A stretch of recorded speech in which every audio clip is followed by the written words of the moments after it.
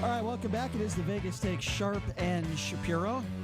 I think Sharpie just used the transgender bathroom. Did. Spent some time in there. Yeah, Dennis Silver's joining us in studio as well. You know what? I like the music that you guys come back with. That's not my music. It's our rock star Johnny's music. Yeah, Johnny's music. Johnny, your music is great. I know. I complimented him earlier. So there's a lot of great taste in music. Yes, a lot of stuff going on in the sports gambling world. I think that is very fair to say. And now we just talked about this Doug Kazarian, who used to be a sports anchor here. He's going to be hosting a new show on ESPN called The Daily Wager, totally focused on sports gaming. I mean, it's incredible. First show ever on ESPN to do that. And the guy we have with us on the line right now, very knowledgeable when it comes to this field. He runs sportshandle.com. Brett Smiley joining us. Brett, how are you? Doing well. What is up, gentlemen? What's up, Brett?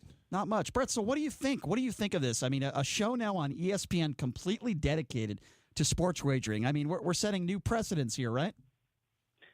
Yeah, it definitely is. It's not entirely surprising. I mean, they already have the ESPN Chalk vertical, which is great, but kind of criminally understaffed. They had some show on ESPN Plus by Chad Millman, who was a former ESPNer himself. But this is certainly another step. NBC, they launched a new radio show. There's speculation they may run their own sportsbooks one day, and I assume most of your listeners have seen or maybe heard of Fox's show. But part of what the whole backstory that makes this interesting is just Disney's position in general on gambling, which is that they're very much anti-gambling. But right, Kazarian out in front of this, it looks like it'll be a good thing. Brett, so in the last year, we've gone from one state, Nevada, and obviously Oregon and Montana on smaller scales, but one state, Nevada, having legalized sports betting to what, 9 now? Yeah, I think it's. I think the official number is like 9 have legalized, but we're still waiting on 1 or 2 of them to get their regulations worked out. And it's been absolutely just another busy week in trying to track all these bills that may or may not legalize. And I think there's 40 states. There's only 10 states by my count that don't have at least one active piece of legislation heading in that direction, or at least considering it. And we're probably talking about what? Texas, Utah, Alaska, Hawaii, states like that? Texas actually does. I mean, that's beyond an uphill battle. Right. But yeah, Utah, which doesn't even have a lottery, Wyoming, Idaho, and maybe Alabama, Georgia, Wisconsin. Hey, Chad, this is Dennis. Let me ask you, why would Wait, hold on, Dennis. His name is Brett. I'm sorry, Brett. Let's just try to get his name right, I'm Chad. sorry, Brett. I'm sorry. I'm getting back to the transgender stuff here. I'm sorry. I was confused as to who Chad is. All right, go ahead, Dennis. Brett, I'm sorry. What would be the reason or the main reason, Brett, you feel a state would not want to have legalize gambling with all of the money that it's a great revenue stream for the state? Why would any state be opposed to that?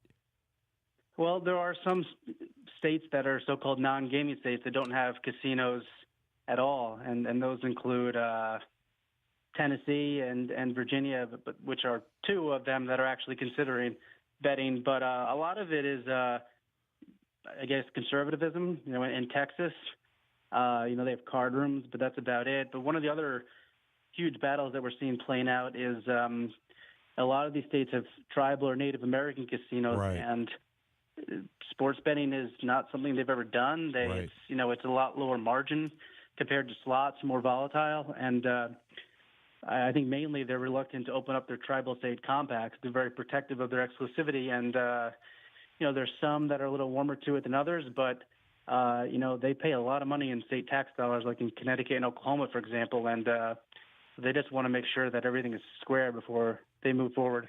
So Brett, I'm sure you've seen some very, very questionable, quote-unquote, handicappers on Twitter. Nevada is actually trying to pass a law right now that requires every single sports bettor, sports handicapper / tout to actually register with the state as a specialist. Do you think that say that passes here? Do you think that should be a national thing? I saw that. I actually thought it had died in committee, but the fact that it was brought up in general was interesting. And I don't know. I think they need to be real careful of that. That's a slippery slope. I don't think we really need that much more regulation. I mean, hopefully people are discerning enough which is definitely not true because there are plenty of suckers there who are willing to fall for a good marketing ploy. But I don't like the idea in general. Hopefully they'll weed themselves out. So you don't think that a really good sports bettor is kind of in the same vein as a very good stockbroker with their information and kind of how they present it? Or say for example, an entity wagering fund, like in Nevada, they passed a law 3 years ago called Nevada Law 443, which I actually run an entity wagering fund called the Wager Fund. And it allows you to create an LLC and to raise money from inside the state, outside the state, or outside the country and bet it on sports. But, when someone has 50 or 60 clients and a couple $1 million in a fund and they're making wagers on behalf of those clients, shouldn't they be kind of held to the same standards as a stockbroker? Good question. Maybe, but we began starting out talking about handicappers. I just think that needs to be really parsed out because, there's people writing in mainstream papers who are they a handicapper? I mean, what qualifies? You have to have a client or X amount of clients or something. So I don't know. I'm not I just am a little wary of requiring some sort of licensure in that field in general. But when you're getting into the area where you are potentially, collecting money interstate, that's I can be a little more receptive there. I think JD brings up a very good point. He's kind of making it analogous to somebody running a hedge fund. You just can't blow their money, on this and that and the other. And I think there should be some oversight. Brett, do you know anything about the rumblings going on the PGA Tour about legalized gambling in golf? Golfers themselves? Well, yeah. Honestly, there's been too much to keep track of. I thought the PGA Tour, they recently changed up some of their rules, but frankly, I don't recall what it was. They're not really crazy about the idea. And JD and I were talking about it before about how live betting and stuff. Hey, I bet you this guy blows this putt, or I bet you can't get it within 10 feet of the pin, or something like that. Because here, obviously, you can bet on the majors, the matchup, the odds, and all that stuff. But I think overall, they may personally like the idea, but they think it tarnishes the image of the game. And I don't know. It just depends on your opinion. Well, on that note, one of the other kind of subplots playing out is how popular is in-game betting really in each particular sport. I know it's quite popular in Europe, but baseball is just overplaying their hand with they just cut a new deal with Sport Radar, one of these companies that disseminates the data and helps the books make their markets. But I don't know. I mean, I like watching a baseball game and maybe making a bet pregame, but I'm not going to bet next pitch or next inning or something like that. I agree. That's totally crazy in baseball. Yeah. Well, I'll take it a step further, Brett. When I watched the Tiger Woods Phil Mickelson matchup here, I was following them on the course, and I have my phone because I'm a degenerate gambler. I can absolutely attest to that. I have my he could omit the word gambler too. I have my William Hill. I have my William Hill app on my phone, and as I am watching the golfers. And this was a pay-per-view event, as you know. They were changing the odds hole by hole, shot by shot. And I'm watching it live, and I actually seem to think that if you're going to these events live, you could take an enormous advantage over these guys, setting in-game wagering, whether it's golf, particularly golf, a sport like that where they don't have a lot of experience doing in-game wagering. It's very rare. I think from what I've seen in golf, and you tell me if you agree with this, Brett, the only time they really seem to do a lot of the in-game stuff is on a Sunday afternoon in a major, perhaps the back nine. Then they put the win odds back up there. Is that what you've seen? Well, are you talking about like a potential latency period between what's happening on the course and? Well, I'm not talking about before the round starts because we all know they change the win odds on Friday, Saturday, and Sunday morning. I'm talking about actually when the round starts on Sunday. I've seen that where there are books here in Vegas where they do in-game wagering on a Sunday afternoon with even if there's 2 or 3 holes to go. In fact, they even did that the tournament here. Yeah, the tournament that was here in Vegas, I was able to make a wager on the guy who won the tournament here when there's only 3 or 4 more holes to go. They kept the win odds up there. Yeah. He's talking about the Shriners. Yeah. Yeah, that's I'm not much of a golf bettor, but I mean, if their clientele has some appetite for it, then that doesn't surprise me. If you're not a golf bettor, you don't even play golf, do you?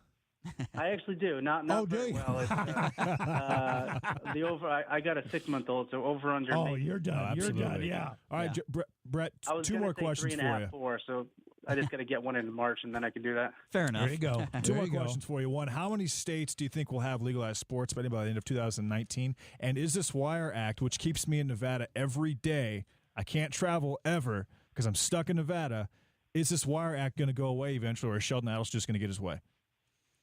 Well, Sheldon Adelson is.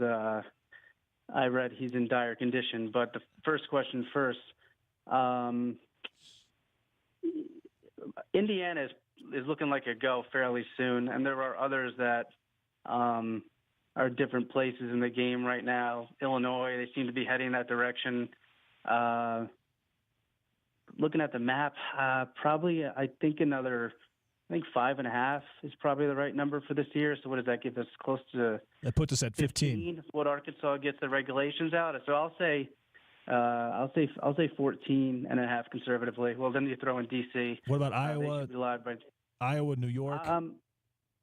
New York's complicated because in 2013 they passed some law that preemptively obviously would allow for sports betting at 4 upstate New York casinos like up toward the Adirondacks and one in the Catskills. But their constitution is such that at least the governor and his guy believes that they need a ballot referendum in order to open it up beyond that. So they may just have 4 brick and mortar sports books, but there's a couple guys in the legislature that are fighting pretty hard this week to make it more expansive. Iowa, there are a couple active bills. I think Massachusetts will go this year, and Connecticut's another one where a lot of people wanting, but they're getting a lot of opposition from some powerful tribes there. So it's a different situation in each state, but I'll put it at 5.5 plus whatever we have. So that's like 14. All right, fair enough. I agree. Real quickly before you go, Brett, great information. By the way, what in your opinion is the most difficult sport to bet on? It just depends on the person. I mean, everybody has their their kind of niche. Some guys, cricket or snooker. I mean, the NFL, those lines are pretty sharp. You're not going to find that much deviation between one book or another. And it's obviously one of the most popular ones, but probably one of the hardest to win. Yeah, I would have to agree. Brett, before we let you go, why don't you plug your website? Fantastic job you do with Sports Handle. Tell us a little bit about it. Thanks a lot. And Sports Handle is we cover all these or attempt to cover all the action as far as legislation nationally and a lot of industry stuff. The website is a bit more industry facing. You can follow us on Twitter at sports_handle. And I also spend about half of my time working on a new sports betting vertical at Roto Grinders, which is a large DFS community. And you can follow our relatively new handle at RG Sports Betting. Cool. Well, you guys, you do a great job over there, my man. I'm sorry, did I cut you up? Go ahead. No, not really. I was just going to say it was great talking to you guys again. Yeah, appreciate it, Brett. Always get out and play some golf. Yeah, huh, that's dude? right, Brett. We got to get you out there on the golf course. Hey, Enjoy your 6-month-old, Brett. all right. Have a good one. I'm trying to get out there, gentlemen. You have a good night. All right, you too. Bye-bye. Thank you. Brett Smiley with sportshandle.com. I thought he said grinder.com. That is a very different website. What was it? Grinder. He said rotogrinder.com. Okay, Roto Grinder and Grinder are two very different things. Dennis knows exactly what I'm talking You're a little about. too punny today for me. So, a little too punny. Since we are talking a little sports, a little hoops, Ken Pom projections of the Mountain West Conference came out. Of course, as you know, UNLV plays Boise State tomorrow senior night, and then they go on the road and play Colorado State. Yeah. No surprise here. They're projecting Nevada 1, Utah State 2, Fresno State 3, San Diego State 4, and UNLV 5. Right. That could change, though, with Colorado State. If Colorado State does defeat UNLV, and if UNLV finds a way to lose tomorrow, which is possible, then UNLV could be in the play-in game, and Colorado State would move ahead of them. That is the only team, from what I can see based on the schedule, that would be able to do that. I think the biggest disappointment in the Mountain West Conference, you have to say New Mexico State. That is a huge disappointment. They are going to be in the play-in game, and a lot of people had them second or third in the conference. Boise State, another one. You want to talk about a disappointing year for Leon Rice, 7-11. No, I mean, that's what they're projecting. It's New Mexico. Losing to San Jose State makes it New Mexico. I cannot believe they lost that game. Keep in mind, New Mexico beat Nevada this year, and they lost to probably the worst San team. Jose State is 1-14 in conference, and 12 of those losses have been by more than 10 points. Yeah, it's unbelievable. Wow. So I see UNLV ending in the 5. They were projected as the 6th, probably because they thought either Boise State or New Mexico would have finished ahead of them, and I thought that too. But regardless of that, this is not a good seeding for UNLV. Would you agree, JD? If they play San Diego State in the quarterfinals, I don't think UNLV wins that game. No, it's not a good matchup at all for them. San Diego State's really coming on. They've got, UNLV lost. They won by 1. San Diego State beat them by 1 in Vegas about a week ago. But Hemsley was out for the second half of that game. If you have a fully healthy San Diego State team, UNLV's not. I mean, they're just not winning the game. So they lose in the. Let's just assume they win tomorrow, and let's assume they beat Colorado State, which, by the way, are big assumptions. Let's just assume that happens. They lose in the quarterfinals. Again, we talk about this all the time. How do you make a case for him coming back next year? Well, they're young, and I should also report that Shakur Houston is not going to be participating in the senior stuff that's good, the senior night stuff that's going on tomorrow. That's Jeff Grammer reporting that, who covers New Mexico. I'm sorry. If that's the case, it appears as though Houston would be coming back. I know that is speculation, but it appears if Houston does come back, then Menzies has arguably the best talent in the league, maybe next to San Diego State. Would you agree with that? Yeah, Nevada's going to lose a ton next year. They might lose Musselman. I don't think that's going to happen. I think Musselman stays, Okay, based on my information. But if they lose Musselman and